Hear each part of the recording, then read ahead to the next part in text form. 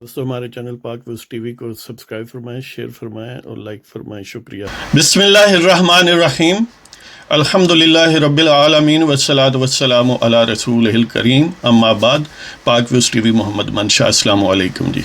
इस प्रोग्राम में हम जायज़ा लेते हैं जो चीफ जस्टिस ऑफ पाकिस्तान को दो खतूत लिखे गए हैं, एक पाकिस्तान यंग फार्मासिस्ट एसोसिएशन की तरफ से और एक पाकिस्तान के यंग डॉक्टर्स एसोसिएशन की तरफ से। और जो फार्मासिस्ट एसोसिएशन की तरफ से लिखा गया उसमें ये रिक्वेस्ट की गई है ऑनरेबल चीफ जस्टिस से कि क्रिमिनल इंक्वायरी लॉन्च की जाए। किसके ख़िलाफ़? ज़फ़र मिर्ज़ा के ख़िलाफ़। क्यों? इसलिए कि जब ये वबा फैली तो वबा जो ही स्टार्ट हुई उसके फ़ौरन बाद ही ज़फ़र मिर्ज़ा साहब की मेहनत से 2 करोड़ मास्क जो हैं वो एक्सपोर्ट कर दिए गए और इस तरह पाकिस्तान में मास्क की शदीद कमी हो गई। और इसी तरह वो कहते हैं कि यानी पैरामेडिकल स्टाफ, उस मेडिकल स्टाफ को कोई एडिक्वेट जो पर्सनल प्रोटेक्शन गियर है या हिफाजती लिबास है या बाकी टूल्स हैं वो नहीं प्रोवाइड किए गए, जिस वजह से उन्हें शदीद ख़तरात लाहक हैं और वो इस सूरत हाल में ज़ाहिर है एडिक्वेट सर्विसेज प्रोवाइड करना मुमकिन नहीं है। इससे पहले भी आपको पता होगा कि पेम्स के डॉक्टर्स ने Pakistan institute of medical sciences जो इस्लामाबाद है, जो साहिबान इक़्तिदार के ऐन दरवाज़े पर है, समझ लें कि वहाँ के डॉक्टर्स ने बारहा प्रोटेस्ट किया और ये यहाँ तक भी ख़बर आ गई ये 1-2 दिन पहले कि वो जो इंटेंसिव केयर यूनिट है वहाँ से डॉक्टर्स और पैरामेडिकल स्टाफ गायब हो गया, इसलिए कि उनके पास कोई हिफाजती बंदोबस्त या लिबास नहीं है और वो बार बार हुकूमत से ये इस्तदआ करते रहे। लिहाजा ये दोनों जो एसोसिएशंस हैं, ज़ाहिर है दोनों डॉक्टर्स या पैरामेडिकल से रिलेटेड लोग हैं, तो उनके शदीद यानी तहफ़्फ़ुज़ात हैं और शदीद किस्म के उन्होंने पॉइंट्स जो हैं वो रेज़ किए हैं। यंग डॉक्टर्स एसोसिएशन ने ये कहा है कि अभी तक 104 डॉक्टर्स हैं जिनको ये कोरोना जो है वो उनका पॉजिटिव आया है, इन्फेक्शन हो गई है और इसके अलावा काबिल लिहाज तादाद है पैरामेडिक्स की। तो ये क्यों हुई है? इस वजह से कि हुकूमत ने कोई प्रॉपर बंदोबस्त नहीं किया कि ये जो फ्रंट लाइन पर हैं, गोया ये आम तौर पर फ्रेजियोलॉजी तो बड़ी बम्बास्टिक यूज़ की जाती है कि ये जंग है और इसमें हरावल दस्ता डॉक्टर्स हैं, और कभी कभार आपने देखा होगा कि मीडिया मैनेजमेंट के 2-4 पुलिस वाले हैं वो सलूट कर रहे हैं। बंदा पूछे सलूट करें ना तो उन्हें लिबास दो भाई। तो बहरहाल सलूट से तो ज़ाहिर है उनका कोई भला नहीं होता। ये एक रेडिकुलस सी बात है कि इस सूरत हाल में बजाय असल काम करने के सलूटों से काम चलाया जाए, उठक बैठक से, प्रेस कॉन्फ्रेंसेस से, जुगतबाजी से। यहाँ तक कि आपको ये भी पता होगा कि पिछले हियरिंग्स, ये जो सो मोटो नोटिस है कोरोना वायरस के सिलसिले में, बाज़ जजेस ने ये भी रिमार्क्स दिए कि आपको बेशक नहीं भी प्रोवाइड किया जाता तो फिर भी आप के ज़िम्मे है कि ये यानी काम करें।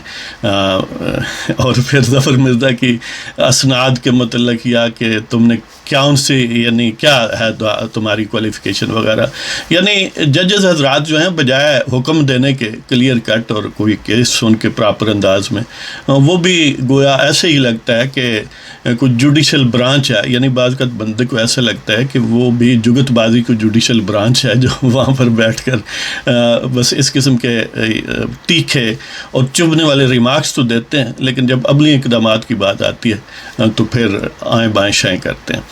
उसका एक सबब ये भी है कि ये जो मौजूदा लाजवाब लोग हैं इनको लाने में हरावल दस्ता जो था उनमें मोअज़्ज़ज़ चीफ जस्टिस शामिल थे, जिन्होंने बड़ी मेहनत शाका के बाद ये हीरे जो हैं चुन कर पाकिस्तान पर मुसल्लत किए हैं।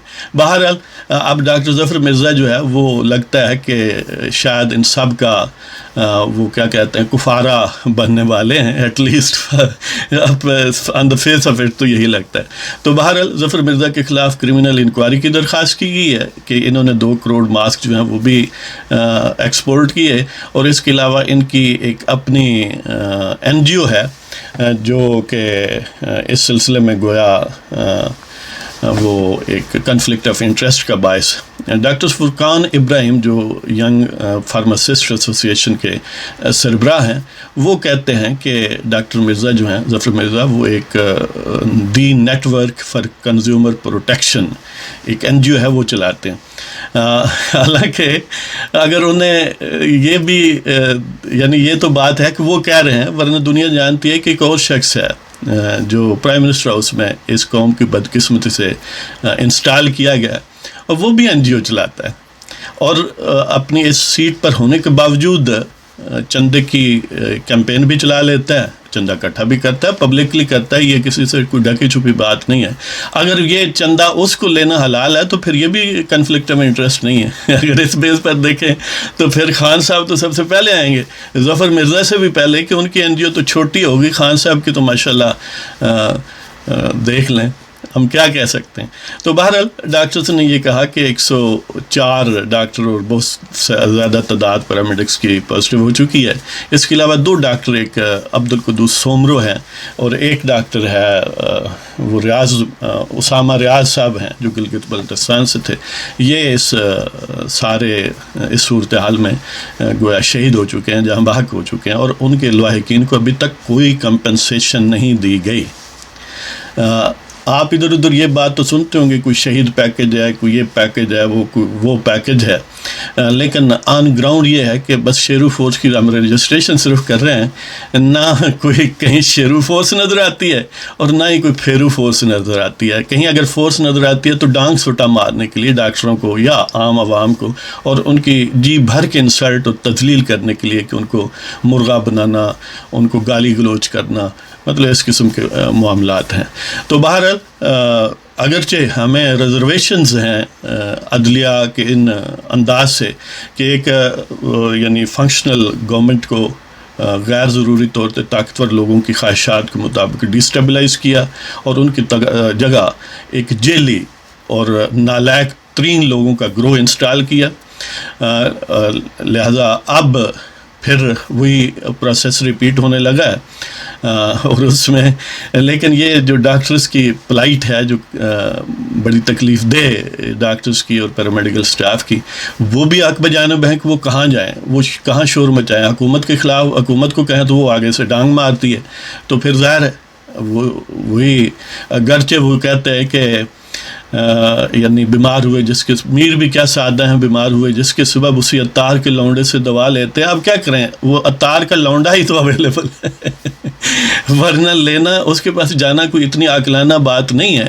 لیکن اور کوئی ہے بھی نہیں نا, کہاں جائیں, اس لیے کہ جس طرف جانا ہے وہ تو ڈانگ سوٹا مارتے ہیں, اور دوسری طرف وہ جو محب وطن طاقتیں ہیں وہ بھی انتظار کرتی ہیں کہ پہلے ڈاکٹرز کی ہڈیاں ٹوٹ جائیں, ان کی کھوپڑی جو ہے وہ اس پر ڈانگ سوٹا چل جائے تو بعد میں وہ ہیرو بنے.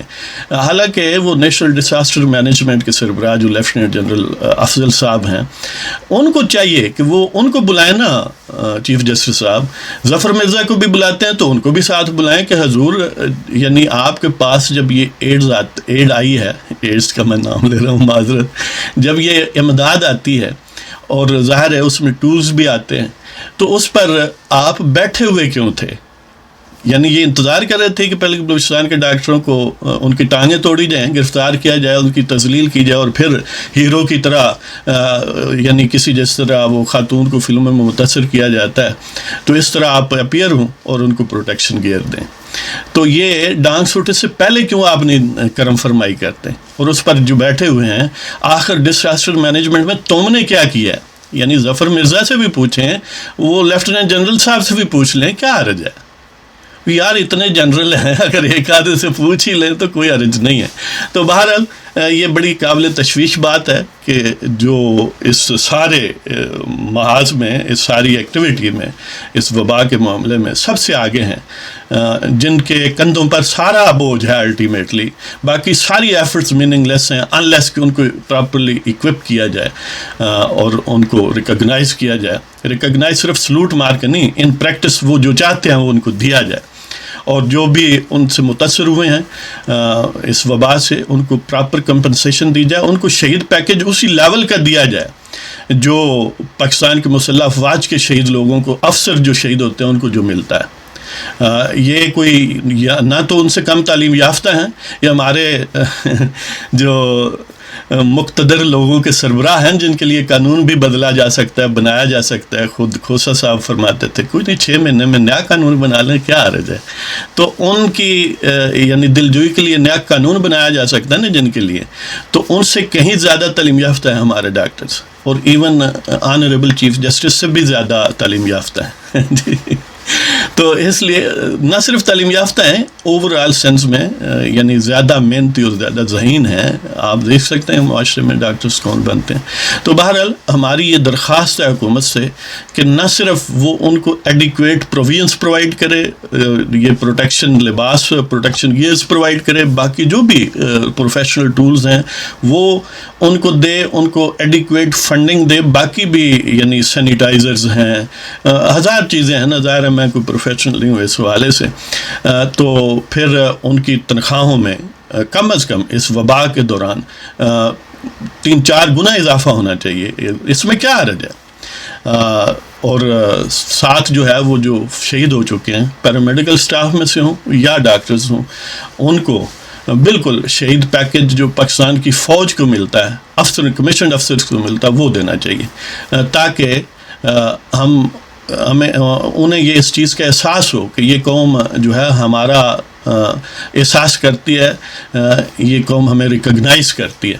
تو اس کے ساتھ ہی اب آپ کی اجازت چاہتے ہیں اس دعا کے ساتھ کہ اللہ تعالیٰ ہماری مقتدر قوتوں کو جذبات صحیح حب الوطنی کے اور صحیح وقت پر صحیح فیصلے کرنے کی توفیق عطا فرمائے.